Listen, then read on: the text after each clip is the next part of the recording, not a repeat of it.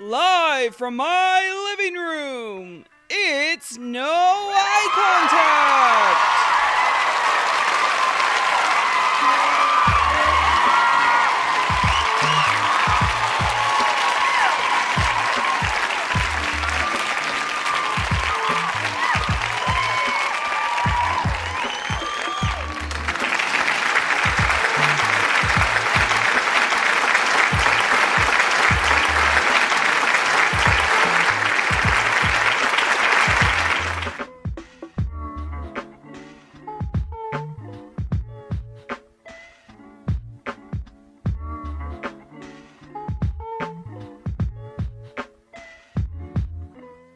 Yo! How's it going? Welcome to No Eye Contact. My name is Ash. I'm 24. I'm a Virgo. And I have seen Weird Al Yankovic. I've been to a Weird Al concert. Not recently, but I have been to one. It's probably exactly how you think it would be. Full disclosure, I did take a Delta 8 gummy. And I also took an hour-long nap. Thank you. Yeah.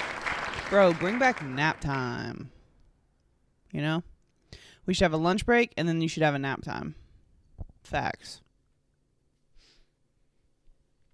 Hey, yo, why are dads so fucking weird? They're just little weirdos, huh? My dad does this thing. My dad, thinks he's a stand-up comedian, first of all. You're not.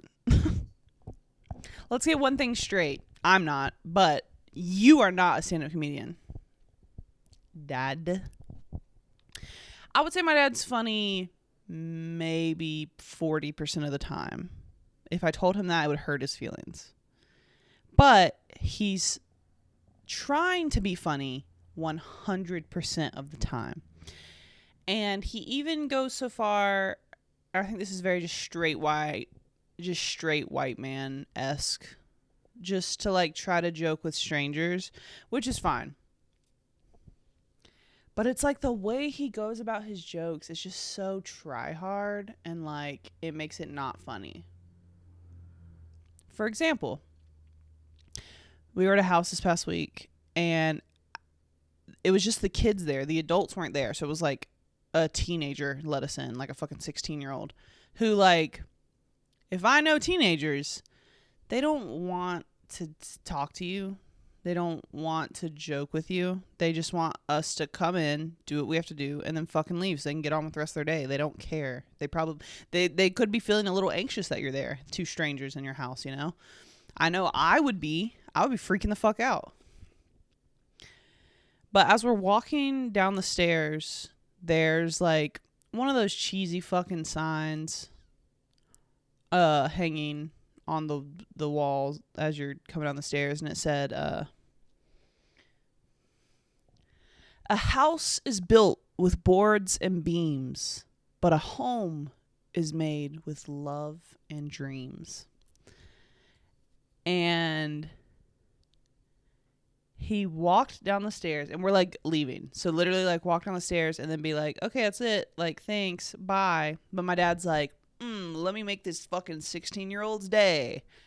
Let me pass her a little joke softball. And also it's not that funny of a joke. But so my dad was I know a house is built with boards and beams, but do you know what a home is made of? And she has no idea what the fuck he's talking about. I wouldn't know either. If I hadn't just walked down and read the same sign as him, I would have no idea what he was talking about. It's such a specific type of humor. Your brain has to be exactly where his brain is. But it's still not funny. Her fucking mom probably threw that up. And it was just so I just smiled in the background and just was cringing and was trying to send I'm sorry that he's fucking annoying vibes to her, because it was Bro, she just wants us to leave. I just want to leave. Cause now she's going, I don't know. And he's like, love and dreams. Like on the sign. And I'm like, can we go? Can we please leave? Oh, he did that another time. We were like, and he lets the joke go too far. He lets the not that funny joke go too far.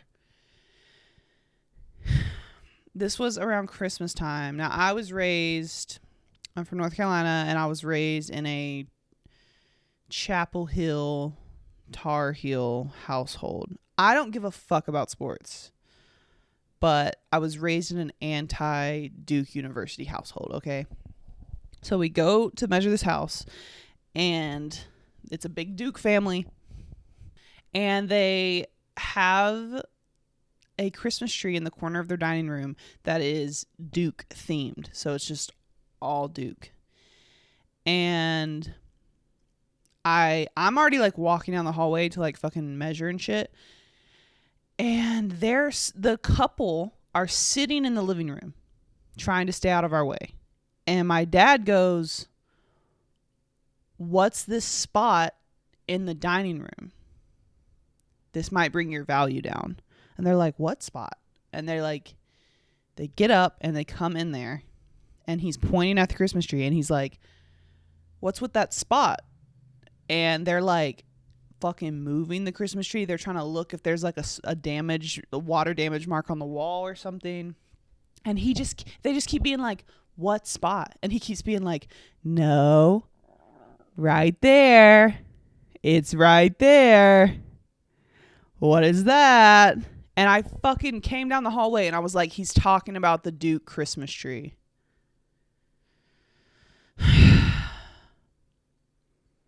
And they were like, "Oh, ha ha." But I was like, oh my God. I like could not let that go on any longer. Like, it's not that funny. And it's just weird. It's weird. It's weird.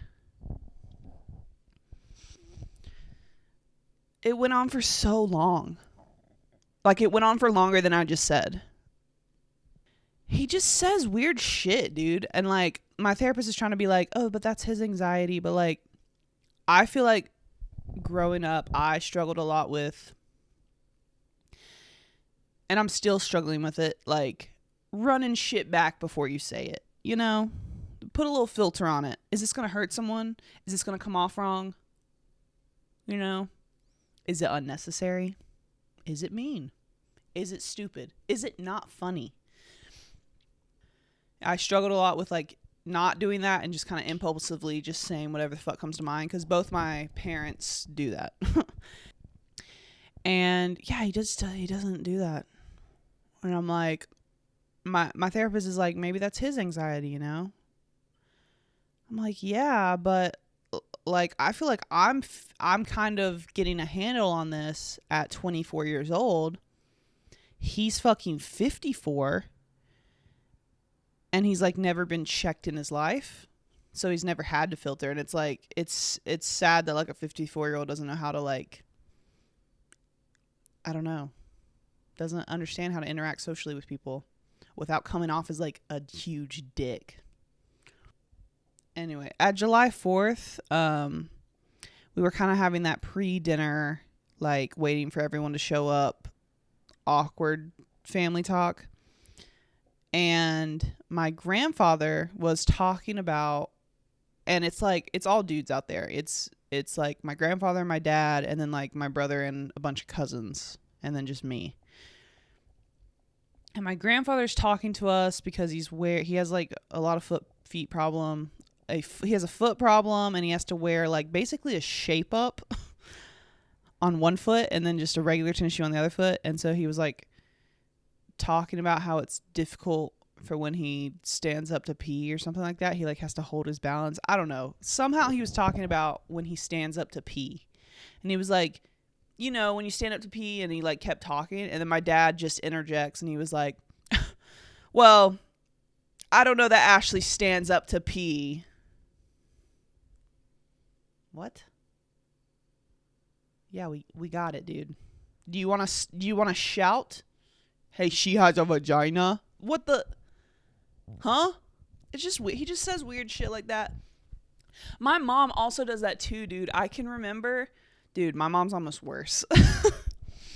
They just don't think, dude. They don't think. I remember one time. This was like kind of traumatizing.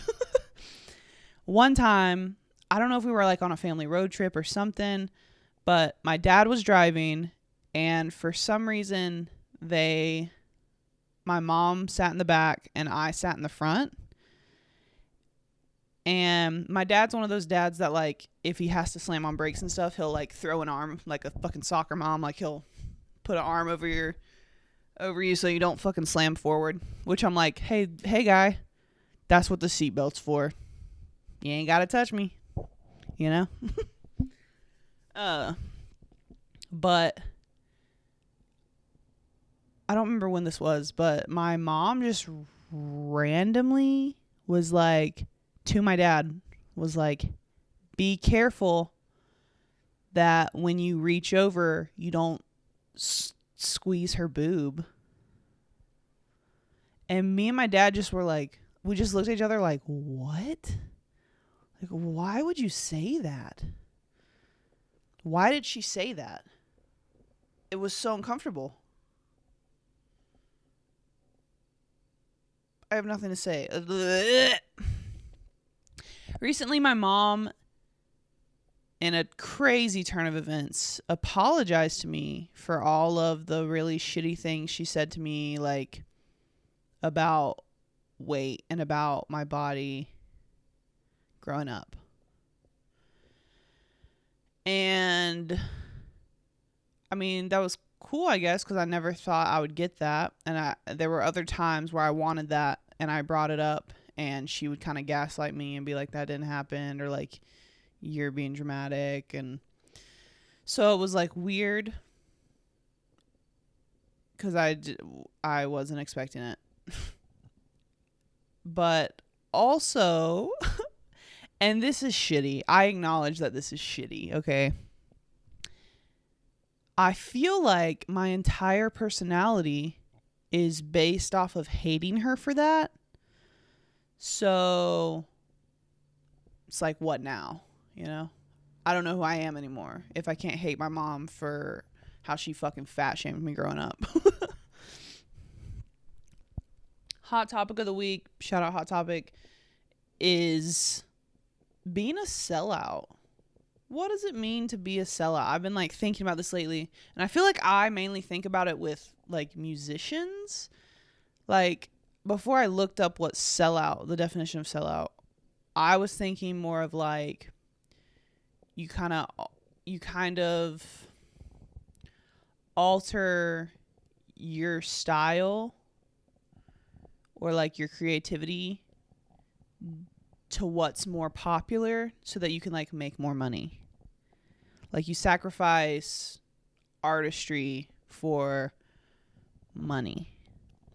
And to me, artist-wise, that would be like Panic at the Disco. Because, like, remember early Panic at the Disco? I Write Sins, Not Tragedies. It's fucking good. And then, like, a few fucking bangers after that, still pretty good. And then now, dude, ew! What is that? High Hopes. High Hopes is such an annoying song. The like top 40 songs like that, they always, it's like they only play, like, the vibe has to be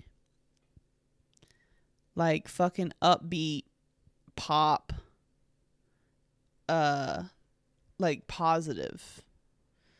You gotta have high hopes for a living. Shut up. And I'm thinking of like that fucking, sorry, all I do is listen to, we listen to the radio in the car at work. And we listen to like the 80s and 90s and like early 2000s, but then sometimes like some popular shit slipped in there. When High Hopes comes on, I'm upset. High Hopes comes on. I'm also thinking of like, remember when Bastille was good? And then I feel like they've kind of changed their style to try to be more popular, which maybe I'm just missing out on the whole goal of like being an artist. Maybe being an artist is like trying to make it big. So like altering and doing whatever to try to make it big. And like, obviously that's what they did. And people do enjoy it. So like, obviously my opinion, I'm not God. My opinion is not valid. but dude, come on. I'm thinking of that fucking Bastille song with Marshmello, which I've never liked Marshmello. Marshmello seems so basic to me. It's that song Happier. I want you to be happier. I want you to be happier. And then Marshmello's like, bow, bow, bow, bow, bow, bow, bow, bow, bow, bow. Basic. You're basic. And I also think Maroon 5 kind of did that. Because, like, remember, like, the album Songs of Jane? Fire album. They had a few, like, okay hits after that. And then now, I do not like Maroon 5. I think at one point I thought Adam Levine was cute, and now I'm like, you just like it fucking. Basically, if any artist becomes like a judge on a reality TV show, I think you're a sellout, dude. So who is that? That's fucking. Who did that? Mariah Carey, Nicki Minaj,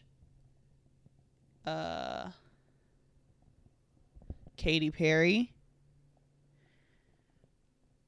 fucking Blake Shelton, Adam Levine was The Voice, right? Did Adam Levine host The Voice? I think he did. I'm not gonna look it up. I'm gonna stand by what I said. Hopefully it's right. Christina Aguilera on The Voice. I mean, no shade, get your money, but it's just kind of like, I don't know. Meh. Now this one's going to rock the boat a little, but I feel like Taylor Swift a little bit. Because remember, she came out fighting, swinging hard, being like, I'm a female country artist. Recognize me as a female country artist. And then in the blink of an eye, she was switching up real fast for pop music. And listen, Taylor Swift has some bangers. And she's like it seems like she's settled down now from kind of basic pop songs. But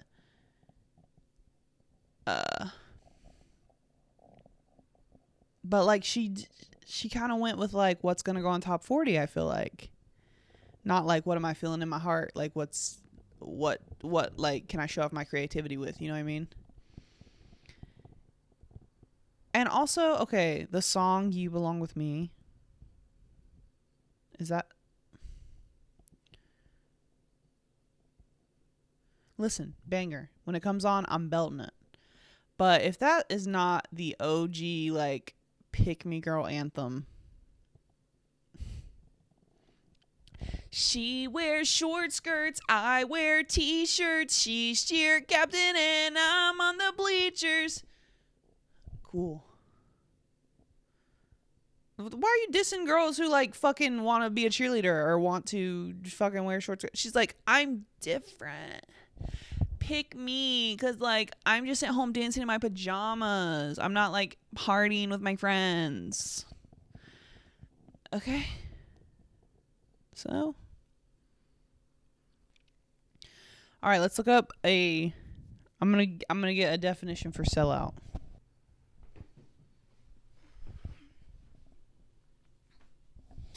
Okay, so Urban Dictionary is the word. I'm not looking at Google. I'm not looking at Wikipedia. I'm looking at Urban Dictionary, okay? All right, Urban Dictionary says a sellout is anyone who sacrifices artistic integrity in an effort to become more successful or popular, generally in music. Someone who forgets their roots. And then it says it's the American dream to be a sellout.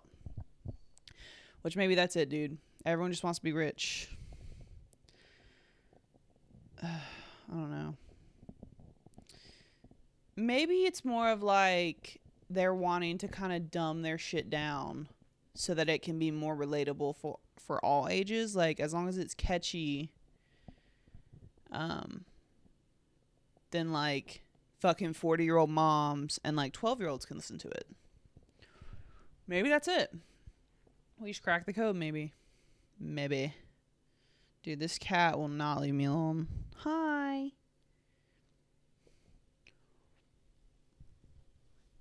But so we are going to, I found a list of 32 sellouts. And we're just going to go through them and like chat about it.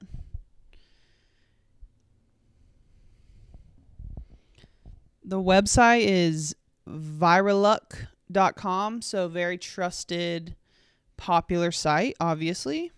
We've got, and right away, as soon as I opened it, we've got 2 pop-ups. 4 pop-ups.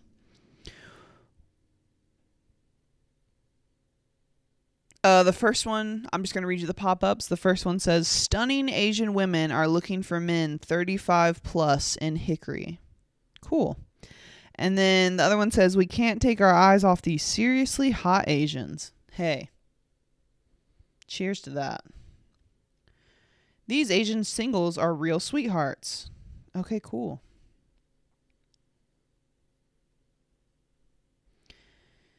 All right.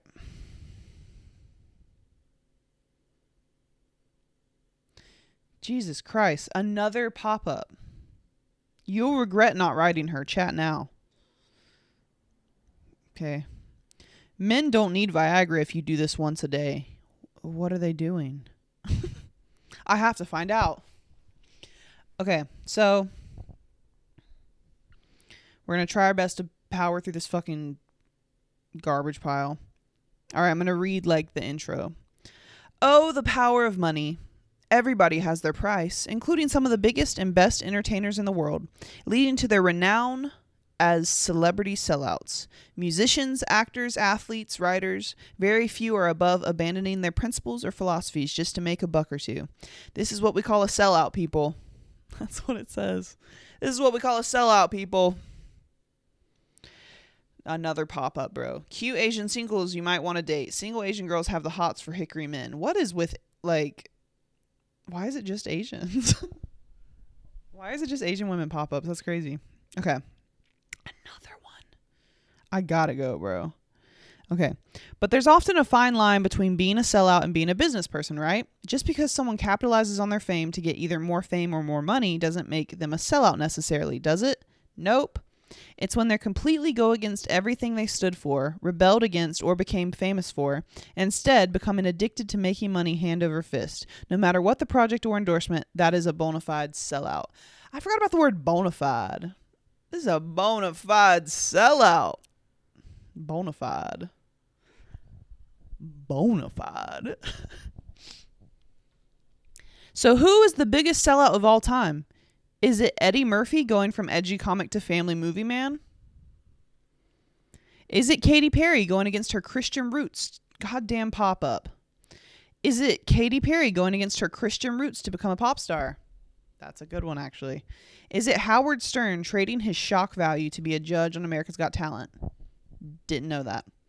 It's all a matter of opinion, but this is a list of those famous sellouts and what got them to throw away their conviction. The first one, there's not numbers, so I might lose the count, actually. Kris Jenner. That's actually a pretty good one. The question here is whether she was ever anything of The question is whether she was ever anything of integrity to begin with. Boom. Roasted. The former Mrs. Robert Kardashian literally sold her daughter. Goddamn pop-up. The former Mrs. Robert Kardashian literally sold out her daughter by using Kim's sex tape as a tool to turn the Kardashians into one of the most famous families in America. Dude, yeah. What the fuck? What a mom. What a manager, but what a mom. Do you think Kim was okay with that? I don't even know.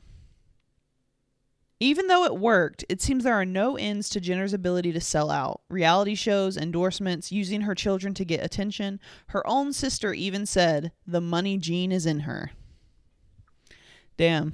I guess I mean, can you really be a sellout if you were just kind of always doing that? Like, she was never like this, and this, and then went against it. She kind of came out the gate being like a businesswoman, a piece of shit. Ooh, second one, Kanye West. Kanye West performed the... I can't read. Kanye West performed the ultimate sellout move. Pop up! Kanye West performed the ultimate sellout move. He married Kim Kardashian. Boom. Roasted.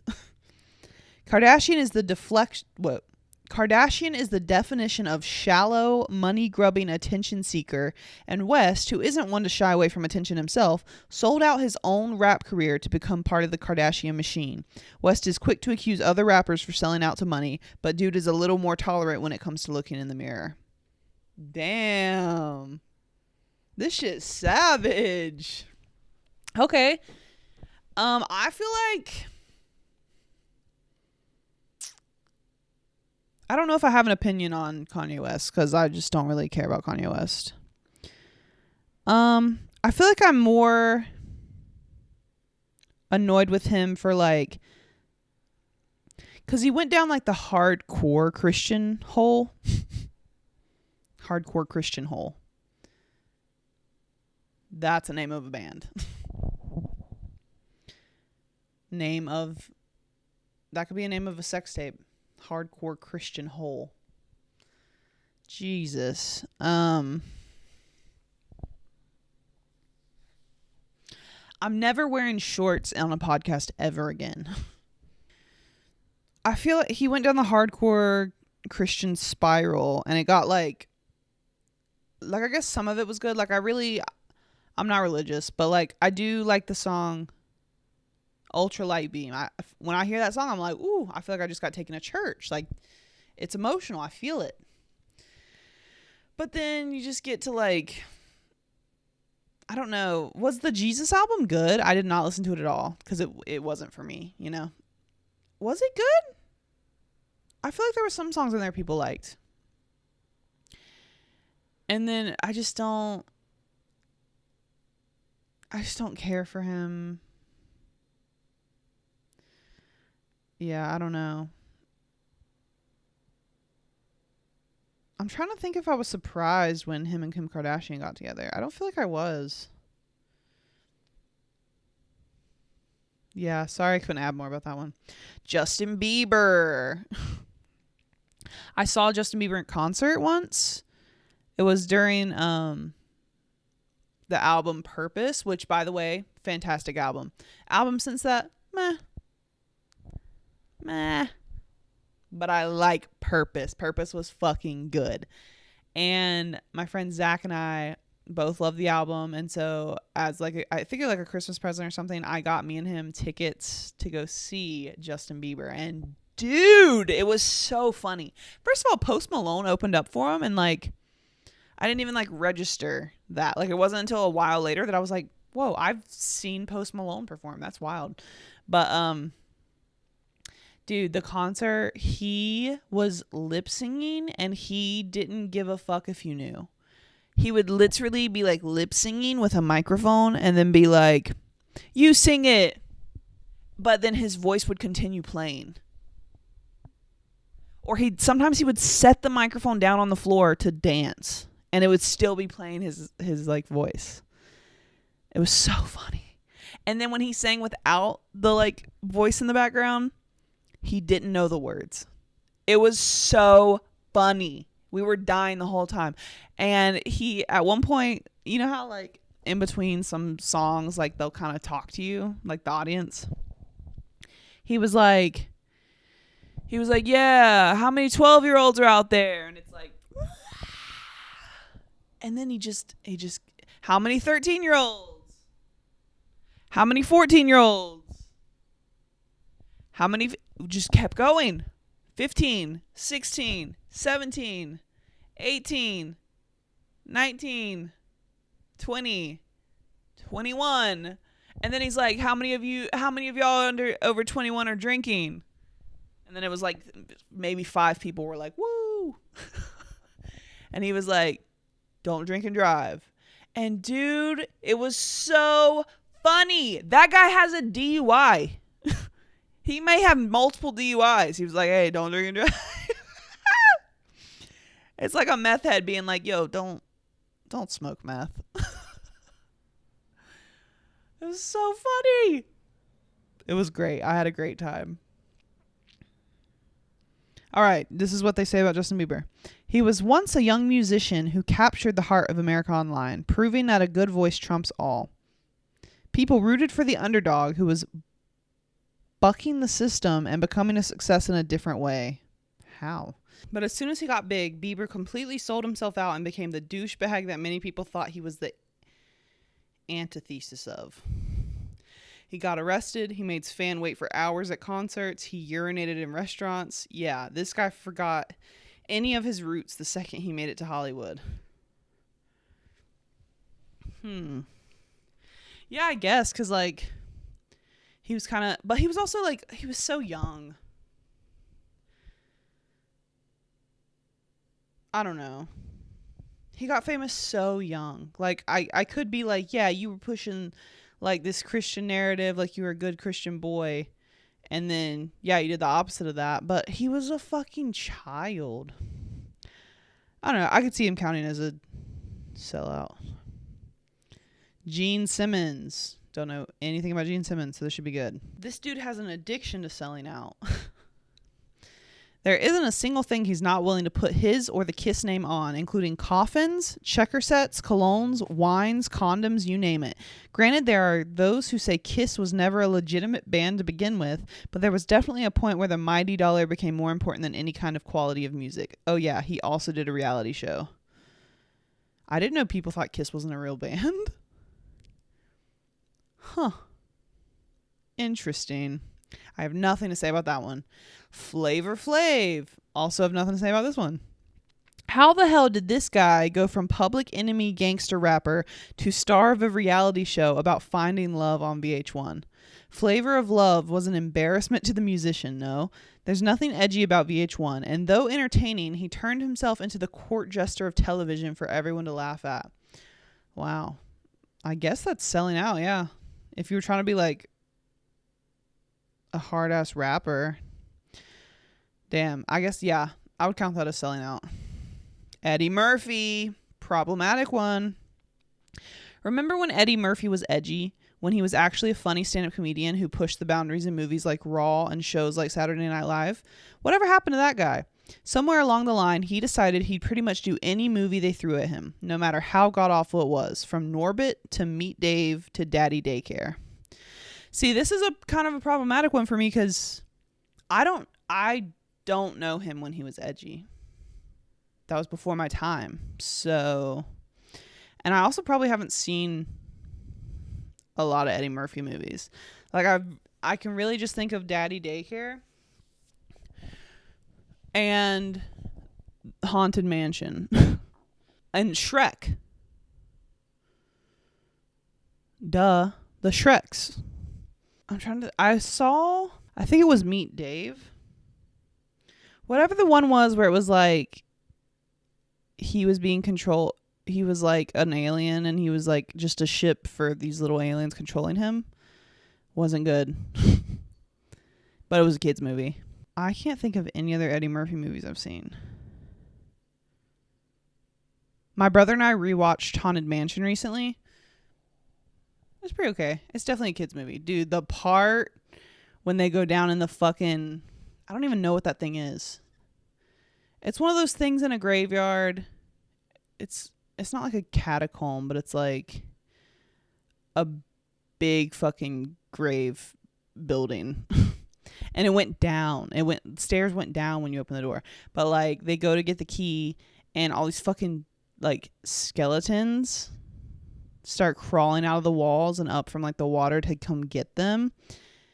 And when they run up the stairs, the door shuts and a bunch of fucking spiders come out. And so the son is like scared of spiders. That part still holds up. The rest of the movie, meh. Adam Sandler, the Sandman. It's kind of hard to call someone a sellout when he's just doing the same tired shtick that made them famous in the first place. But for fuck's sake, Sandler, you've been doing the Happy Madison thing for decades now. Every movie with that production label on it is basically guaranteed to be an awful waste of brain cells, purporting to be a movie of miscreants to hang out shooting the shit for the duration of filming. Call Paul Thomas Anderson and make at least one more good movie before you turn 50. Damn, these people are mean. Yeah, I don't feel like Adam Sandler sold out. I feel like he's been doing the same thing the whole time. You know? That being said, my favorite Adam Sandler movie is Click. I cry every time. All right, George Lucas. Star Wars boy. This one hits fanboys and girls really hard. Many people believe George Lucas sold out himself and the Star Wars legacy when he made the prequel trilogy to the movies back in the late 90s, accusing him of caring more about selling action figures than quality of the franchise. Lucas proved them right when he gave up and sold the rights to Disney for $4 billion. Holy fuck. Yeah. I don't know enough about Star Wars, but I'm going to say yeah. Sell out. But at least, I mean, no hate to the prequels or anything, but like Disney's doing pretty okay with it, right? No? I guess some people don't like that either. I don't know enough about Star Wars. I really, really don't. Kylo Ren's hot. I mean, I don't know. Miley Cyrus. Even Miley Cyrus admits that her younger self wouldn't approve of the way her career has gone. Cyrus told Billboard, "My 13-year-old self would have beaten up my 17-year-old self because she would be like, 'You're a sellout.' Though she tries really hard to prove her edge, scandalous performances, weird music videos. The bottom line is you can still hear her song Wrecking Ball in a Nissan Sentra commercial." Yeah, I would say that version and like phase of Miley's life, yes. Wrecking Ball was like in every movie. It was on a lot of commercials. There was so many fucking like memes and shit about it, but like she was kind of pushing it on. Yeah. But really just like around Wrecking Ball. I don't feel like she's really done anything else because now she's just kind of doing her own thing, vibing. I think. I don't know. Jennifer Lopez. I would without reading this, I'm probably going to agree with this one. If becoming a judge on American Idol for $12 million isn't a sellout, then what the heck is? Oh, I forgot she was a fucking judge. Lopez buckled to the pressures of wanting fame, relevance, and money by becoming a judge on the franchise. But even before that, she literally sold out for money through her deal with Fiat. She performed at the 2011 AMAs promoting the car and produced a music video for her song Poppy that doubled as a commercial for the car. Nothing says authentic music like Fiat. What happened to Jenny from the Block? I mean, was it a cool commercial? Was it a good song? Because, like, I'm thinking of, I like Tiny Meat Gang, Cody Ko and Noel Miller. And I don't consider them sellouts, at least not yet. And their, like, fucking best song and an amazing music video is for Broke Bitch. And the whole, like, last 3 minutes of the music video is a commercial for the sponsor of the music video, which I think was SeatGeek, maybe? Is that being a sellout? I don't know. I feel like Broke Bitch is a piece of art. But, I mean, like I said earlier, I feel like if you're a judge on one of those shows, you're kind of a sellout. Also, she was doing a lot of, like, social media promo-y shit. Like, I remember back when I was a David Dobrik fan, like, she was doing some kind of brand deal where like she partnered up with YouTubers to like be in their video to promote some. Yeah, I would say JLo's a sellout, but it's like I don't know. She probably has enough money to like survive and shit. That was probably all extra money, right? I don't know. I don't know what the lines are. I keep talking about things I don't know about. That's fine. The Black Eyed Peas, dude. The Black Eyed Peas. If you search the internet, you will find the Black Eyed Peas listed as the biggest sellout band of all time. Holy shit. They commercialized themselves by changing their style of hip hop music and doing every public appearance possible, including commercials for Best Buy and iTunes. However, will.i.am disagrees strongly, telling MTV, "People say sellout, that's one thing I don't get. That's some dumb shit, because it ain't like we frontin'." Okay. A sellout is somebody who's... Oh, he's still saying this.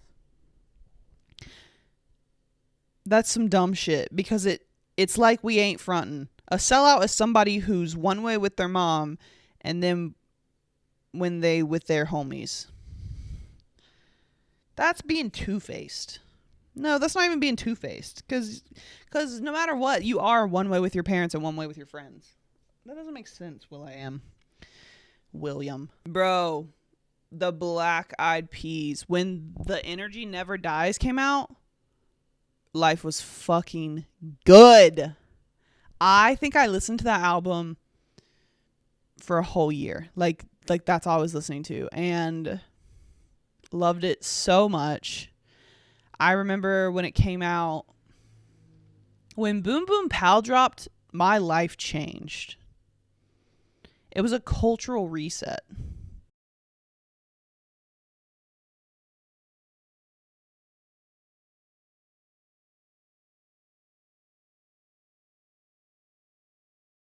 I remember my grandma had taken me like Christmas shopping and I wanted the Energy Never Dies CD, but it had like a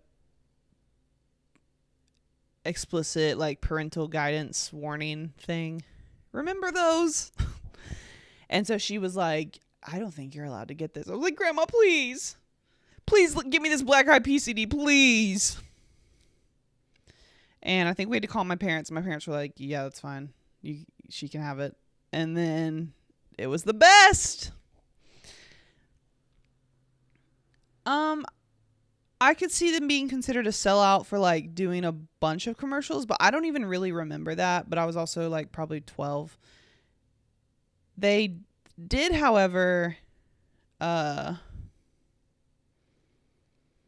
like for you to say they changed their hip hop style, I mean, maybe. I don't know, because I didn't really know about them before then, but like, I feel like they were always kind of fucking goofy. Like, The Energy Never Dies, it's not necessarily like good. It's just like fun and nostalgic for me and fucking catchy and like weird. And I feel like they kind of had that before. Like, they literally had, like, before The Energy Never Dies, they literally had that song, My Humps. My humps, my humps, my humps, my lovely lady lumps. Bro, they've always been fucking goofy, okay?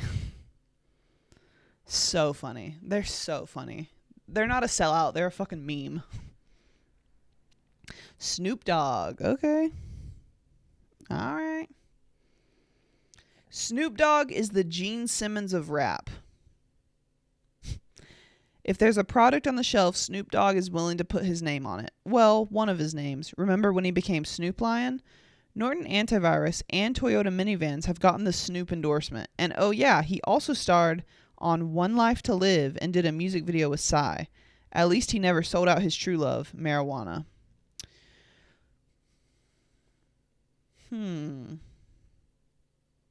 I don't think that I ever thought of Snoop Dogg as a sellout. But I'm considering it. And I mean, I guess he was also in a David Dobrik vlog.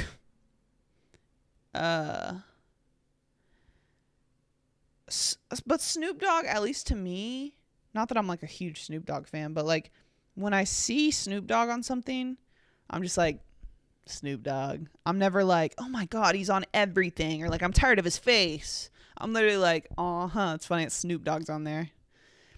I'd probably do the same thing if the Black Eyed Peas were on like a box of cereal. I'd be like, that's funny. I wouldn't be like, you total fucking sellout. I don't know. Maybe he is. I don't know. James Patterson. James Patterson is no longer an author. He's a book factory. Trading quality for quantity, this man spits out books, expecting his fans to pay over and over again, even at the price of his characters and stories. Now he co-authors books, which basically just means he tacks his name onto someone else's. Stephen King calls him a terrible writer, but Patterson just won't stop. Huh. Okay. The only thing I know about James Patterson is that he was like Jeffrey Epstein's neighbor in Florida. And also, when I was like 12, he wrote this series that I really liked as a 12-year-old called Maximum Ride. And like every year my dad would buy me the new book. And at some point I fell off or they stopped making them. I don't remember. I never went back and reread them.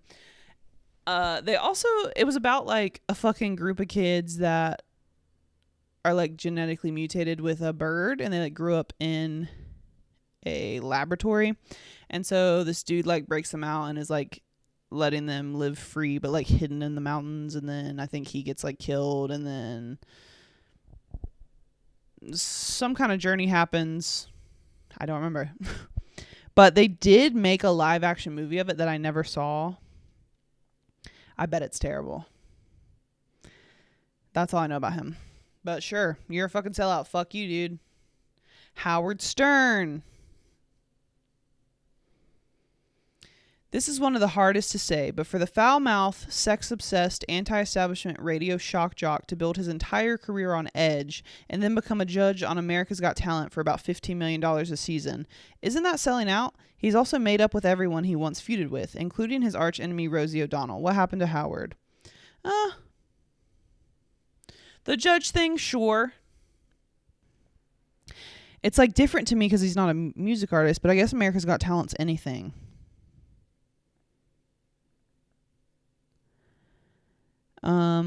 I don't feel like he's a sellout for making up with people. Like, I think that could just be like growing. People are allowed to change their mind.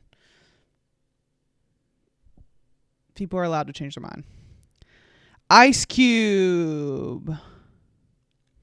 How could one of the edgiest and most innovative voices in hip-hop become the star of the kids' film Are We There Yet? Doesn't that seem to go against everything the rapper ever stood for? It all began in the 90s when the former NWA member was doing commercials for Sega, but then dude made the full sellout when he traded his social, political gangster rap for family movies like Are We There Yet and Ride Along. Yeah, I would kind of agree with selling out. Because, like, NWA had, like, a hard fucking message, dude. Also, the movie Straight Outta Compton, amazing, incredible. I should rewatch that movie. I remember liking Are We There Yet as a kid. I think I tried to watch it when I was older, and I was like, this is just obviously a kid's movie. And then I think Ride Along was okay. I've never seen like Friday and stuff, but people love Friday. All right. I guess he counts as a sellout, but he I don't know. Sellout. Cuba Gooding Jr. 2 words. Boat trip. 2 more words. Rat race. Another 2 more words. Snow dogs. Show him the money. I don't know what boat trip or rat race is, but I do know what Snow Dogs is, and I loved that movie as a kid. I loved that movie. I thought it was so funny. I've honestly, like, that's probably the main reason I know who Cuba Gooding Jr. is because of Snow Dogs. So, I don't know. Maybe. What did he do before? He just does shitty movies? I don't know. I don't get it. I'm going to look up Cuba Gooding Jr. movies because now I'm curious. Oh, he did a lot of pretty up there movies. Boys in the Hood. Is that one good? I feel like that one's a popular one. Jerry Maguire. I've heard of that. Radio. Gladiator. I feel like Eddie Murphy's original Coming to America was popular. I've never seen it. Pearl Harbor. Daddy Day Camp. Whoa. They did a second. I don't know if it's connected, but like it's Daddy Daycare with Eddie Murphy, right? And then there was a Daddy Day Camp with Cuba Gooding Jr. Literally same font, same vibe. I've never heard of it. That's amazing. Let's see what they got on Rotten Tomatoes. Oh, and it has a 1% on Rotten Tomatoes. Holy shit. A 1%. Huh. 38% with audience. All right. Okay. Never heard of it. That's incredible. American Gangster. I feel like I've heard of that movie.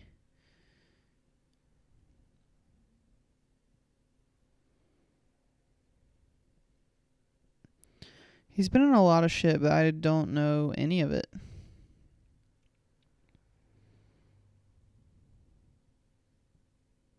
He was in Selma. I wanted to see that movie. I think I started it and then something happened. All right. Damn, he did a lot of movies. They can't all be bangers, okay?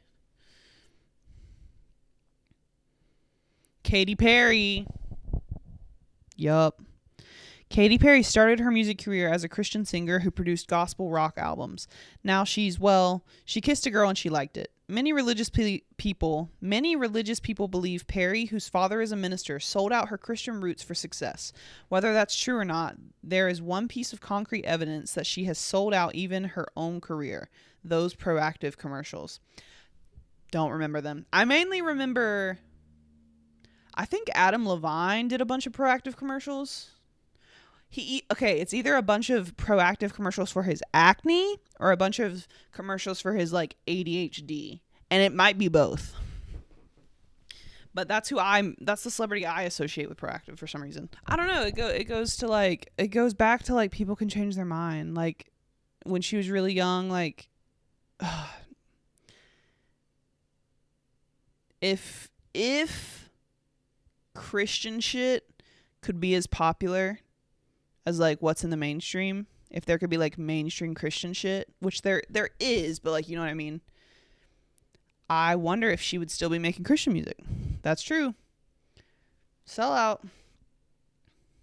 She just gives me a bad vibe. Something's up with her. She does make me laugh sometimes. Nicolas Cage.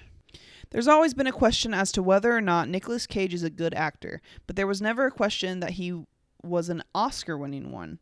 Remember Leaving Las Vegas? No. Perhaps the bigger question is, does he? Long gone are the good Nicolas Cage films. These days, he'll basically take whatever he's offered.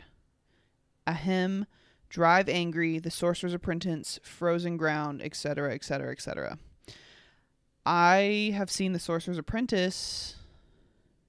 Have I? What's The Sorcerer's Apprentice? Oh, I've definitely seen this movie. I don't remember like if I liked it. Okay. I feel like I don't know if I've ever seen a good Nicolas Cage movie. Like I don't know what a good one is. National Treasure's good, right? I liked his movie Mandy that he did. It was basically like a horror acid trip.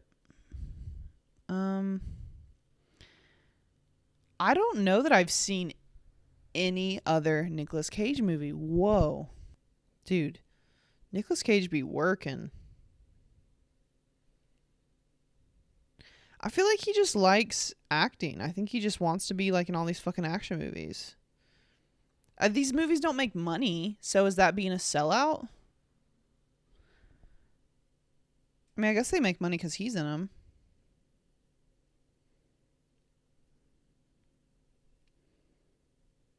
Dude, he does so many movies. Holy shit. Oh, he was in Kick-Ass, bro. Kick-Ass is great.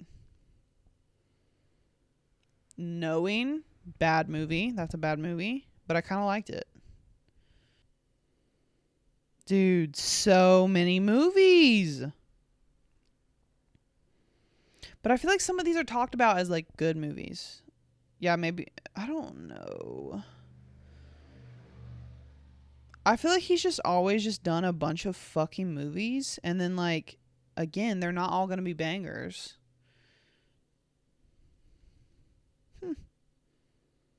Wow. I want to see what National Treasure has on Rotten Tomatoes. His character name on National Treasure is Benjamin Franklin Gates. Didn't know that. IMDb. No, I didn't mean to say IMDb. I meant to say Rotten Tomatoes. I'm hungry. 46%. All right. What is his highest rated movie? Color Out of Space has an 86%.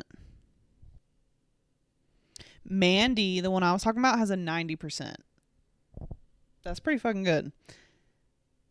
Something Called Mom and Dad has 75%. But they're mostly rotten. Most of them don't have good scores. The Trust, 63%.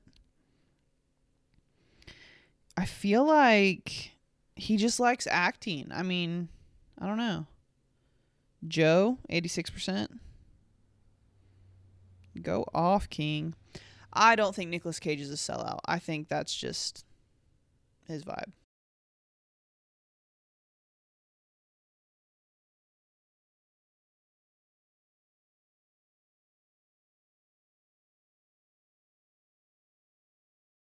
Michael Jordan.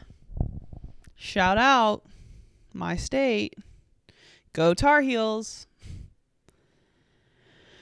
Sports fan called Jordan a sellout back in 2011 when he was one of the hardliners in the NBA lockout as an owner of the Charlotte Bobcats. Stephen Marbury tweeted about Jordan, Michael fake Jordan is a sellout. #period. Go off. He forgot which hole he came out of. I said it. Stephen X Marbury. What does that mean? What does that mean? He forgot which hole he came out of? Yikes. And MJ went from MJ the Black Cat to a guy who forgot he was a player. Jordan has also been accused of selling out with his Air Jordan brand by milking fans for more money than he should. I could see that. I thought they were going to say he was a sellout for doing Space Jam. And dude, but I don't think they said that because Space Jam's good. I feel like, can most people agree Space Jam's good? I think Space Jam's good. Is he the reason that like Nike's shit is so fucking expensive? Or has it always been like that? A lot of good questions on the show. A lot of good questions. Anthony Bourdain. Anthony Bourdain was known for blasting TV chefs like Rachel Ray, Emeril Lagasse, and Bobby Flay for many years. But then he let himself become a producer/judge on that boring ABC cooking show called The Taste. I've never even heard of The Taste. Bourdain at least admits it. Going on the Joy Behar show says he knows he's sold out and is now part of the problem. Damn. Okay, self-aware king. Also R.I.P. I never had any like interaction with Anthony Bourdain or like nostalgia for him in my life. Like I don't really have a connection. So that was a celebrity death that did not affect me at all. The Beatles. Whoa. The Beatles definitely sold out their image for fame, whether you like it or not. Before becoming a success, these guys were an entirely different band. Clad in leather, they were a rebellious punk group, but after producer George Martin and manager Brian Epstein, any connection to Jeffrey, got their hands on them, they turned into mop-topped, suit-wearing boys next door. In a 1971 interview with Rolling Stone, John Lennon himself even said, you know, Brian puts us in suits and all that, and we made it very, very big, but we sold out, you know. Damn. I mean, yeah, I guess. I don't know. It's like different when you're self-aware about it. Green Day. They defined punk in the 90s, but as they've gotten older, many fans have accused the band Green Day of selling out. Fans, proof? The fact that the group wrote a Broadway musical? The pop influence of their later music? Their popularity on MTV? Billy Joe's appearance on The Voice? Most bands go through the sellout debate, but punk rockers are a hard group to please. They wrote a Broadway musical? Let's look this up. Whoa. Their musical is called American Idiot. It's a sung-through rock musical based on the 2004 concept album of the same name by punk rock band Green Day. After a run at the Berkeley Repertory Theater in 2009, the show moved to the St. James Theater on Broadway and performed in 2010. Whoa. That is wild. They got to be on fucking Broadway. Huh. That's kind of cool. Robert De Niro. Okay, I've heard this, and I also have not ever really watched Robert De Niro. I looked at his picture just now, and I was thinking of Danny DeVito. Even the best of the best need to pay their mortgages. Robert De Niro was once the most respected actor in Hollywood, starring in gritty films like Raging Bull, Taxi Driver, and Mean Streets. But as his career progressed, De Niro seemed to care less and less about the quality of the films he was doing and more about the paychecks. See Rocky and Bullwinkle, Showtime, and Grudge Match. Okay. Yeah, I mean, I get... Yeah, maybe...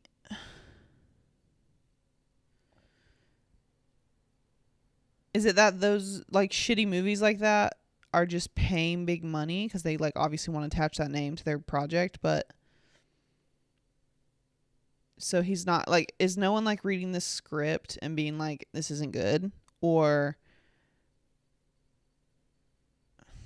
Are they reading the script and thinking it's good? Or are they literally just oh, this is the fattest paycheck? They're giving us $1 million to be in this movie, and it's not going to be hard because it's a stupid movie. Much to think about. Whoa, Johnny Depp? Many people have accused Johnny Depp of selling out his former self and views in order to become a box office audience-pleasing success. The days of Fear and Loathing in Las Vegas are long gone, replaced by movies like Mordecai, The Lone Ranger, and Pirates 18. Pirates 18? What the fuck is Pirates 18? Okay, I guess it's a joke about how many Pirates of the Caribbean movies there are. Okay. Good one. Depp doesn't agree, though, saying, "It's not like I was ever looking to become franchise boy. I was never looking to become anything like that. I just latched onto a character, Jack Sparrow, I loved." Yeah. Pirates of the Caribbean, I mean, the first fucking... At least 2 Pirates of the Caribbeans are good. And he's, the best part. That's not his fault. No, he was such a big character. He couldn't just be no. Plus, he liked the character. It's a good fucking character. But the best part. But Johnny Depp, even though he doesn't have bangers now, he's still a good actor. His talent shows through, even if, the fucking project sucks. But I don't know. I haven't seen The Lone Ranger or Mordecai. So. Orson Welles. He was once the definition of acting. Not only did he make what is often referred to as the best film of all time, Citizen Kane. Bro, I had to watch Citizen Kane so many times for the fucking film classes I had to take. And it's fine the first time, not the fucking 4th time I have to watch it. I don't remember anything from it. I blocked it out. It's black and white. Is that the one where they say Rosebud? Rosebud. I get the reference, kind of. But, dude, come on. Anyways. But Orson Welles was a serious thespian to the utmost degree. But needing money in the 70s, he was reduced to filming commercials for frozen peas. You gotta fucking survive. Even he admitted to selling out for the $15,000 a day recording sessions, but if you listen to the recordings, at least he didn't sell out his grumpy jerk persona. If he couldn't get money, I don't know. Yeah, where's the line of being like, I'm just doing what I gotta do to survive, and then being like, I don't give a fuck if it's a piece of shit work as long as it's the fattest paycheck. Like, that's different. But I don't know anything about this, obviously. Francis Ford Coppola. We got a lot of really relatable celebrities on this list. When he was first offered to direct The Godfather, stupid. Francis Ford Coppola was hesitant because he thought it was selling out from his art house style. After his own studio collapsed, he took the gig, even though it was against his belief. Sure, the movie was a huge hit, but in his mind, he was selling out. Cut to The Godfather 3, in which he not only sold out the franchise, but sold out his own daughter, Sophia, who got skewered for being in her dad's film. I don't care enough to unpack that. Manny Pacquiao. I hope that's how you say his name. Manny Pacquiao. Sure, Pacquiao can sell out tickets for his fights, but he can also sell out his image for money. Ever seen his commercial for San Manuel Indian Casino? I haven't. Not so tough in that one, not to mention the fight of the century against Mayweather, which was beyond lackluster and had Pacquiao blaming his loss on a shoulder injury. The back and forth that set up the fight just raised his price up and up, but that's business. Recording a cover of Sometimes When We Touch? Not so much. Huh? Wait, whoa. Wait, I'm thinking of the song Every Time We Touch by Cascade, and it's not that.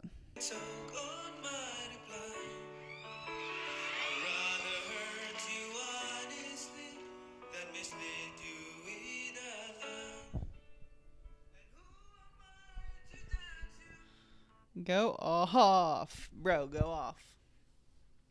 Damn, I'm never wearing shorts again, bro.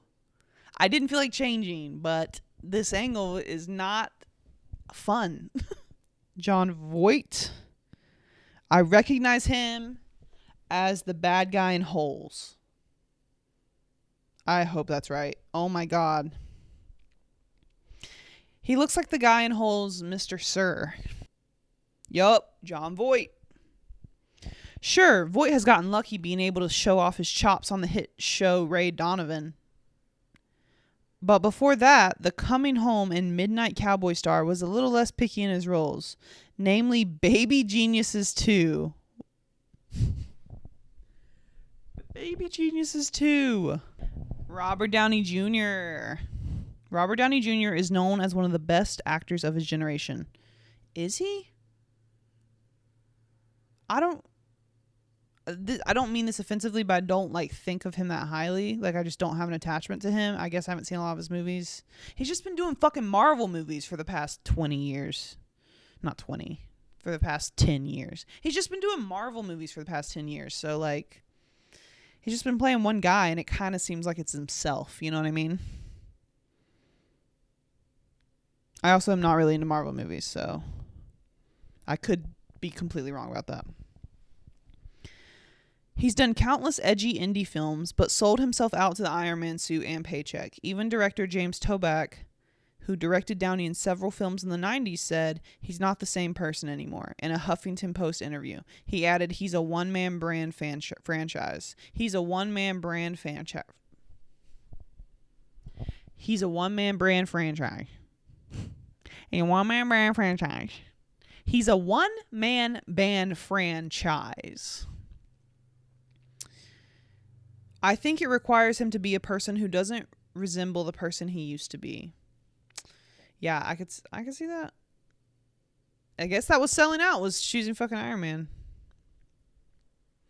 Are those movies actually that good? Think about it. Are they really that good? I get they have good effects and I guess good actors. I don't know. I guess that is selling out. Nirvana. So fucking random. Some say Nirvana's commercial success came only after Some say Nirvana's commercial success came only after the band changed who they were at the core. Their first album, Bleach, is quite different than their popular album, Nevermind, which was produced like fucking pop-ups.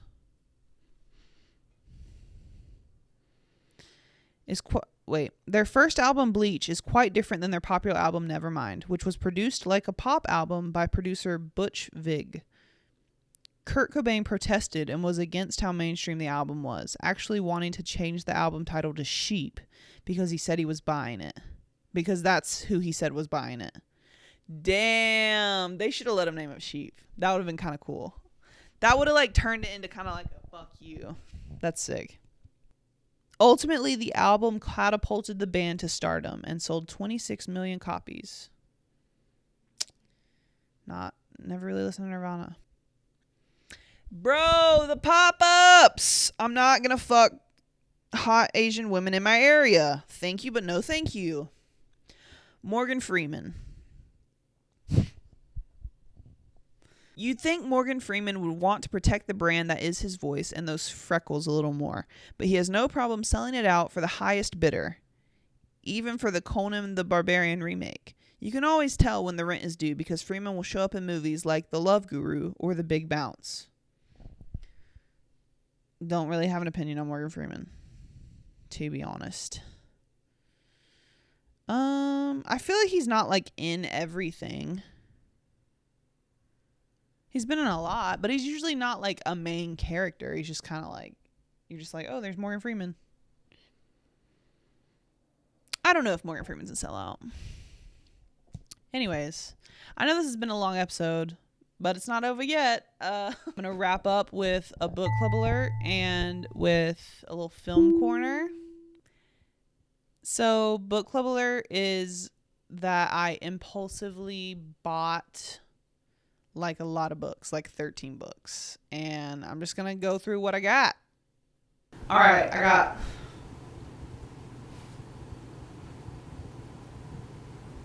$12 books, which makes me think that one more book is coming in the mail. Or that I miscounted and it was actually 12. Anyways, I have just been reading a lot lately. It took me a long time to get through that fucking Rabbit book, but I was just so excited. And I actually had way more books in my cart, and I had like 30 books in my cart, and I forced myself to get it down to 13. And I try not to buy them new. I try to buy them used. But, dude, sometimes the used options are more expensive than the new option. It's like, what the fuck? But anyways, I do try to get used. I showed my brother what I got, and he made a really sick joke. He said that I am ready for my first day of my sophomore year of high school with this itinerary. All right, first of all, I got The Princess Bride. Dude, if you haven't seen The Princess Bride, you might have missed out. If it's not nostalgia from your childhood, you might not actually care for it. I have no idea. I don't know if it holds up.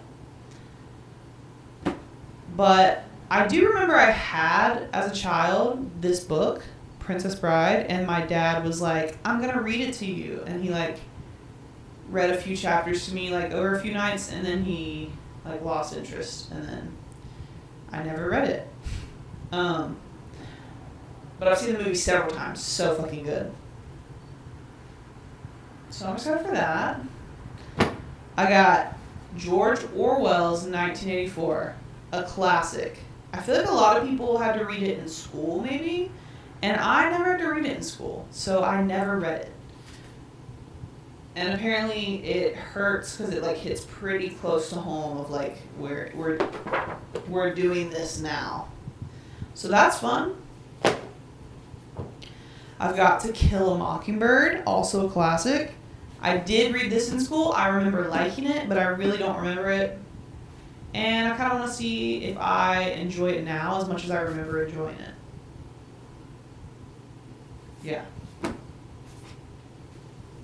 I've got They Both Die at the End, which is I think it's like a plot twist, tearjerker, but I don't know. I think I got recommended this book a lot by TikTok, and I was like, all right, we'll give it a try.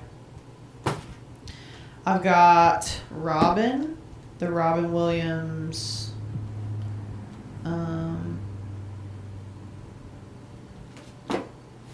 Does this count as like a biography?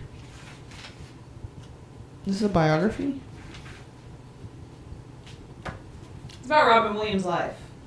And for some reason, I was thinking about Robin Williams a lot, and I was like, damn, I would love to read a book about his life. So here we are. You know what? I should wash my used books. Alright, we got this one, Circle. I think it was also recommended to me through TikTok. And I think it's like a fiction story that has to do with like Greek mythology. And also Greek mythology is fucking sick. It took me like a year to read this. It's basically like a coffee table book. Called Mythos. And it just literally went through fucking the Greek fucking timeline mythology. And like, it was so sick, but bruh, it was so much. So anyways, this might be part of that. I've got The Great Gatsby, also a classic. I never had to read this in school. So I never read it, but I did see the Leonardo DiCaprio movie version, not the original. The Leonardo DiCaprio.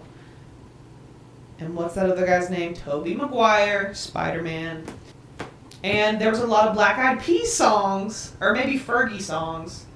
Or maybe there was a Fergie song and a will.i.am song on The Great Gatsby soundtrack. I remember liking it. I think a lot of people shit on it, but I kind of liked it. I should probably see the original movie also. But anyways, I'm going to read it. I've got, okay, now we're getting into like self-helpy books, okay?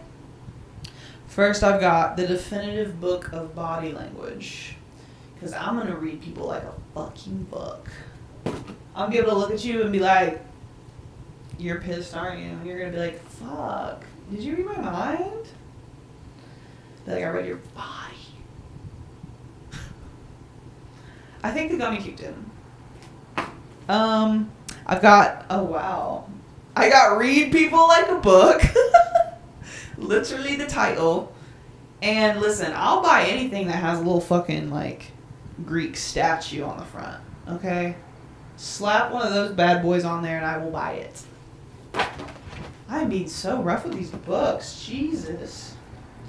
Yeah, Read People Like a Book. How to analyze, understand, and predict people's emotions, thoughts, intentions, and behaviors. I sound like a psychopath. Alright. I've got 2 inner child workbooks. I've got Recovery of Your Inner Child, the highly acclaimed method for liberating your inner self. And then there's like a scary little stick figure drawing, and it says in like a kid's handwriting, let me out so I can be creative and heal you.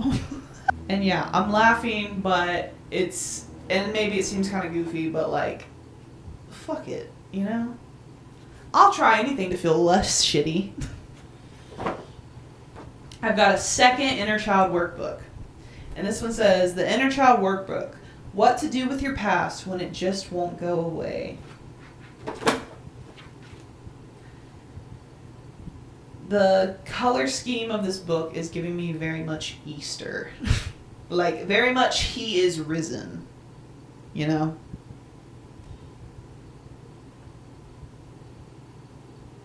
So I started this one. And I'm not even to, like, the exercises yet.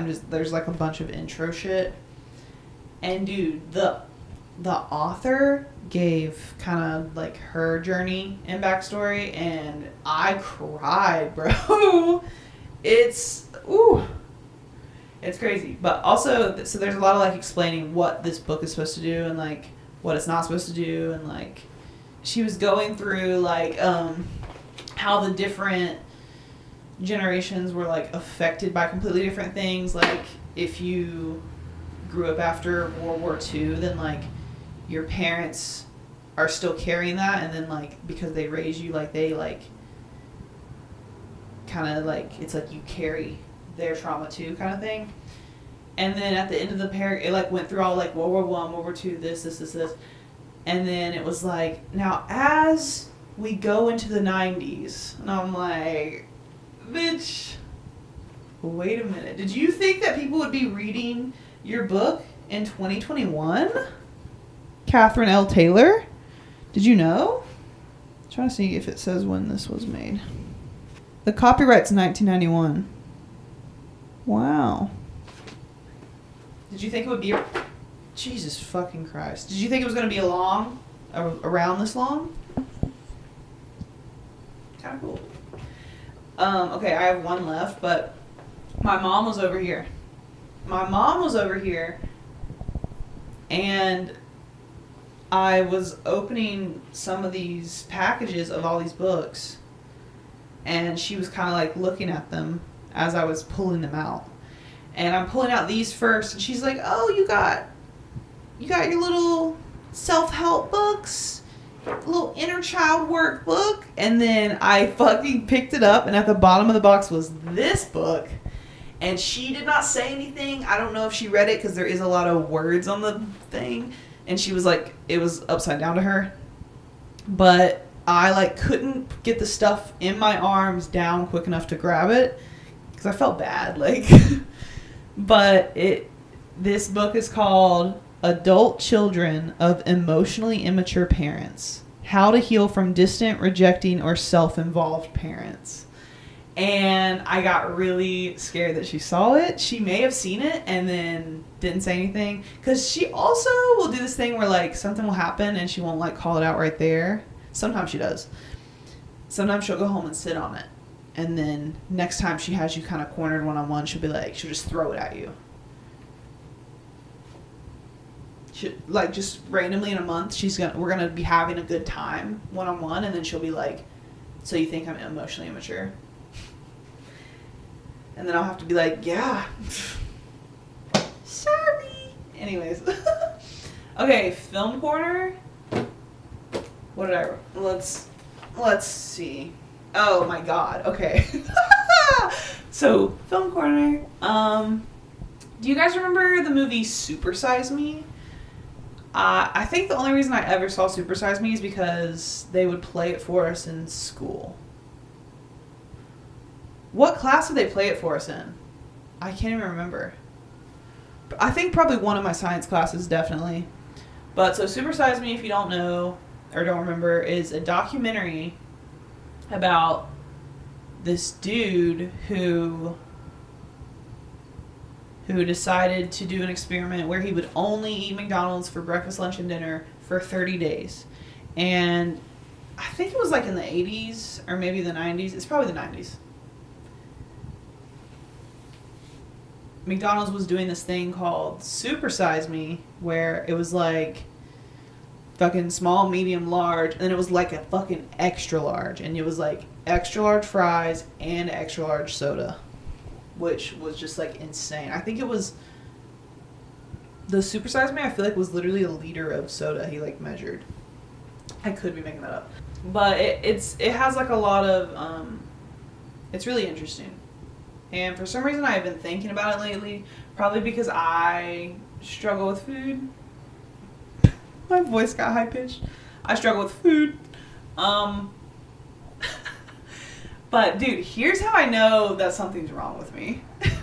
Is that Supersize Me is like fucking gross. Supersize Me is like showing kind of the behind the scenes of like a little, well, it didn't really get into the food processing part. For some reason I thought it did. There's like one animation. There's There's an animation. I think I have ADD. Listen. And I'm talking to myself when I say that. there's an animation of like chickens, like for the nugget part, but they really didn't get into the food processing part, which I think could have really won America over. Maybe they weren't allowed to do that,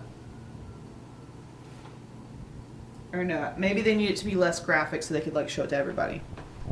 I don't know, but it's gross, dude. Like, he feels like shit. He like gained so much weight. I think they're like literally towards like fucking 2 weeks into the 4 weeks, the doctors are like begging him to go off of it because his body's like fucking shutting down already or something. And oh yeah, when they do this, if they ask him, hey, do you want to supersize that? If they ask him, then he has to say yes. And I think like 7 or 9 times he did get asked to do it. And like, also the other rule was that he had to finish all the food he got, and he had to get everything off the menu at least once. But dude, the first time he got the supersize me, it fucking took him like an hour to eat it because it was so much food, and then he immediately threw up. But so like you just see him like feeling like shit and just fucking like suffering, and like it's really awesome. I'm glad that someone like took the time to do that. I feel like it's people need to know, but we fucking know, bro. But also the thing that was going on was that McDonald's was going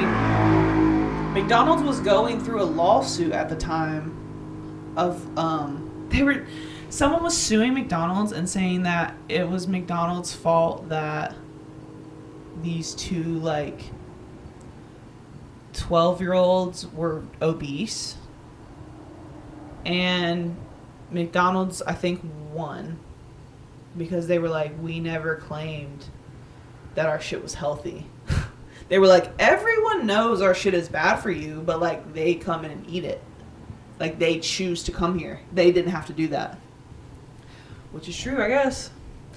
Also, I learned that overseas, not in America, like the franchises are a lot healthier than they are here. Like I think there are rules in place over there, like in Europe, that you can't like add all this like fake shit to it.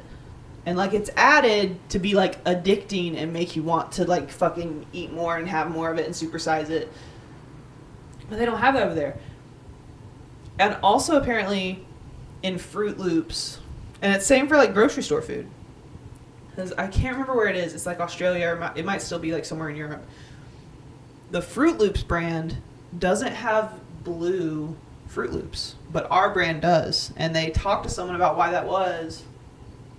And by they, I mean I just saw this on the internet and didn't fact check it at all. So it said that they don't have like blue Fruit Loops in their Fruit Loops because it would have to be like an artificial dye to get that color or flavor or whatever it was. So they just don't have it because it wouldn't be natural. What is the blue? What is the blue Fruit Loop? What is it? Anyways, here's how I know something's wrong with me. Is because as I was watching Supersize Me, it made me want to like go to McDonald's and get a burger. And I was like, that's fucked. I'm not like I am grossed out, but I'm also like, damn, a fucking McDonald's cheeseburger would be amazing right now. I'm watching him eat the fries. I'm like, damn, it would be so nice if I had some fries. It wasn't working. That's how I know something's wrong with me. Anyways, I didn't get McDonald's, but I'm still concerned for my brain. I'm still concerned for my brain. Anyways. I hope you had a good time. Thank you so much for stopping by. My name is Ash. There's no eye contact. And hopefully I'll catch you on the flip.